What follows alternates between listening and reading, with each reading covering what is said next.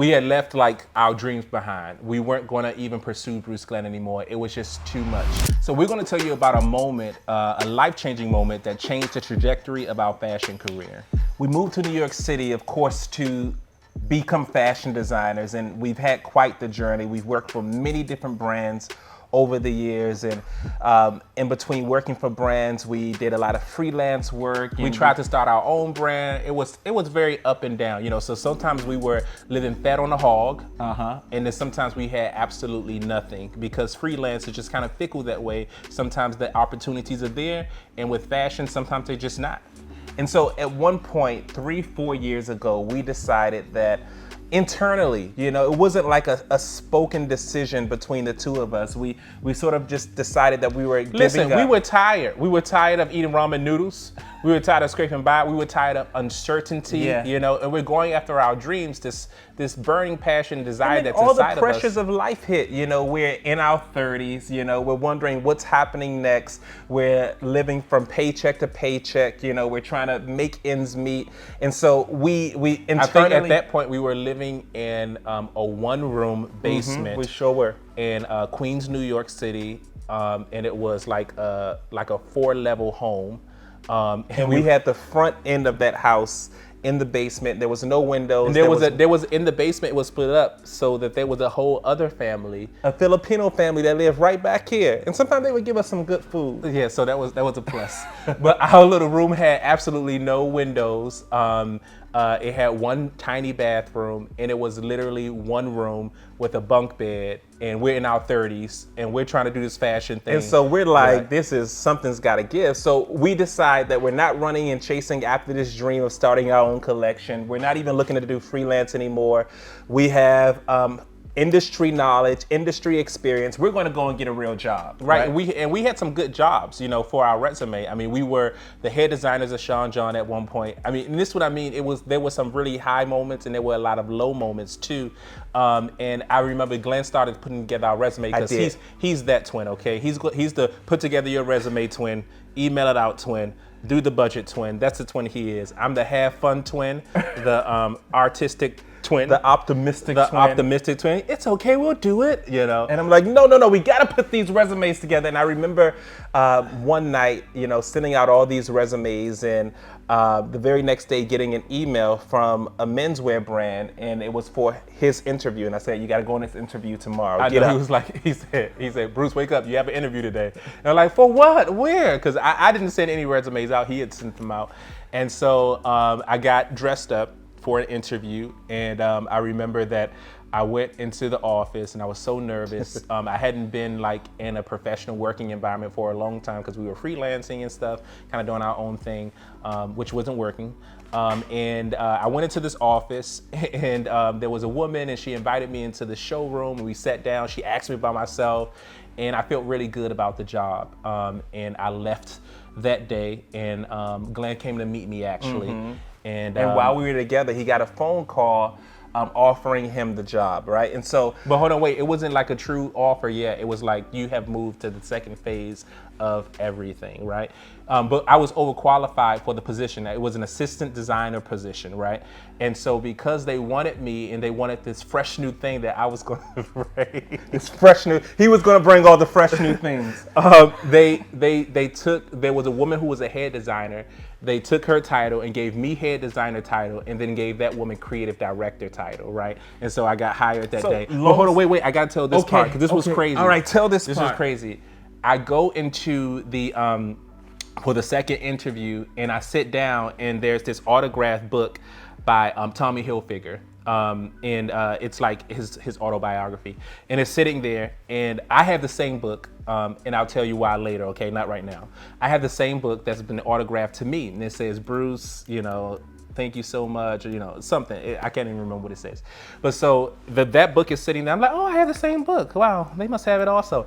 I pick up the book, and I open the first page of the book here for the second interview, and it says, Bruce, you are in this book.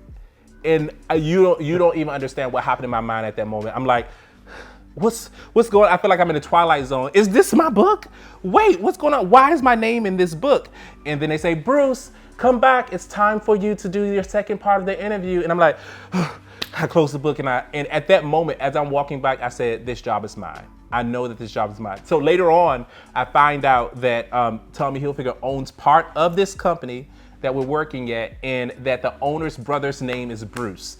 And so it was made out to the owner's brother. But for me, it was a huge sign for the fact that we should be there at that job, or I should be there. Well, so he got hired at the job, and obviously they really loved him, because what's not to love? I mean, come on, he's the best brother in the whole world. You would say that, you're my twin. And so they tried to make him do social media too, and he was working as a designer and also doing the brand social media. So I did social media for a week, right? And then I said, I can't do this anymore, but I can clone myself. And at that point, they didn't know I had a twin. And they're like, what do you mean, Bruce? You can clone yourself? And the very next day, I showed up with a full social media presentation. We went home. I went home that night, and me and Glenn, we worked all night on putting together this social media presentation of what he could do with the marketing and the branding for the company. And the next day, he came with me to the office and he presented it. And then I got hired. And so now we were working for the same company. We were both making really good money.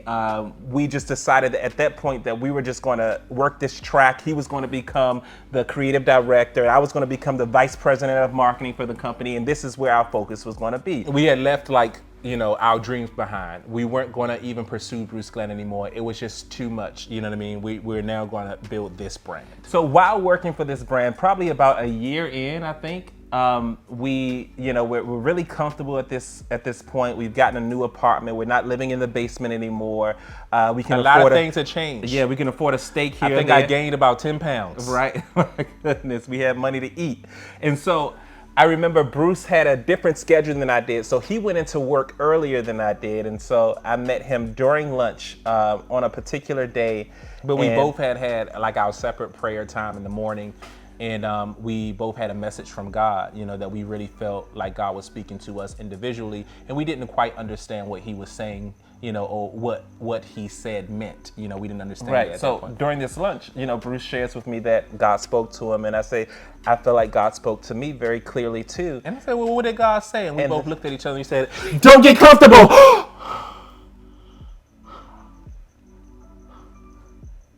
Well, what does that mean though?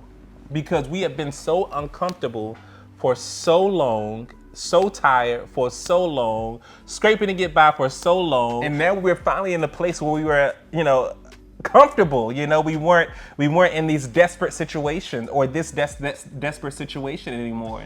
And I remember, that just after a little while of talking, thinking, and praying about it, we just realized. Well, I'll say this: we were angry. I was upset with God. I was like, God, can I be comfortable for a little bit? I got to live uncomfortably all my life. Right. We're struggling to get by all our life. From coming out of the womb, you know what I mean? We ain't had no silver spoon, you know what I mean? We were, and so we prayed and we talked and we realized that God was saying, don't get comfortable working for someone else, to continue dreaming, to continue looking and striving. And attached to that, something that we really felt was, it was like if Anna Wintour comes up to you and say, you're in fashion, you're a fashion designer, what do you do? At that point, we would have nothing new or current to present to her. So something God also told us, not to get comfortable, right? But also to keep creating. So that we could be prepared when opportunity comes. And that has been like one of the biggest pieces of biggest nugget that we've gotten, I think, concerning like our career and dreams and being creatives, is to keep creating, because sometimes you stop creating when you feel like no one's seeing it. You stop creating when you feel like no one's liking it. Or you stop creating when you feel like you don't have the funds or the resources in order to create, but you can still create with what you have. What's at hand. And that was a very important point for us. And that's something that we want to encourage creatives in general to do, is just to keep creating with whatever you have, just keep creating. And so I'll tell you, that happened to us, right? That moment where we felt that God spoke to us and told us not to get comfortable and to be prepared when opportunity comes. That happened in 2019. And so we started looking for this new innovative bag that we were going to make, because we had made some bags up until that point. And we went to the trim store, we started putting things together, and we came up with this grenade bag, right? And this was our new signature bag. It was our entrance back into design, and it got really good response. We said we're only going to do one bag. We're going to do one bag. And that was it. That's all we needed. And we'll do it in colors, different colors. And then people loved it, and it just, took off, and so we were like, okay, people are responding to this new thing that we're creating. Why don't we design a complete full collection of handbags? And we did in 2019. And 2020 comes, we have this full collection that we designed, and we're ready to show it during Fashion Week in February/March of 2020. But you know what happens in 2020? All of a sudden the pandemic hits. And then we're all locked down in quarantine. And so this collection that we prepared, we can't show anywhere because, no one's gonna come out to see it. They're all locked in their houses. And the sample maker who made the collection is calling us from his sample room in the middle of the pandemic saying, where's the rest of the money you owe me? You need to come and get this we're collection. Ignoring those calls because we don't even know if we're going to have a job the next week. So we ain't giving him the little money that we do have, right? And so I think maybe 2 or 3 weeks later, we get a phone call from a friend who has an organization where she's putting together a virtual fashion show featuring Black designers, and she calls us and she says, do you have a collection to show? And we said, well, yeah, we do. We have a collection, and that collection is sitting over at our sample maker in New Jersey. She says, get the collection, shoot it, show it, and then that was history for the brand Bruce Glenn. And then from there, we got into stores. We got a call with Saks, Bloomingdale's. We're in Shop Bop today. Because we didn't stop dreaming and we didn't stop creating. So no matter how tough it is, no matter how tired you may be, no matter how discouraged you may get, because discouragement comes and those moments come where you don't know and you're trying to figure it out and you're wondering, is it going to happen? To still keep dreaming and to keep pushing forward. Because if God put that dream inside of you, come on, He wants to come true more than you do. If God put that dream inside of you, He wants to make it alive in you. Oh, that's it, Keep dreaming, keep creating. Your time is coming.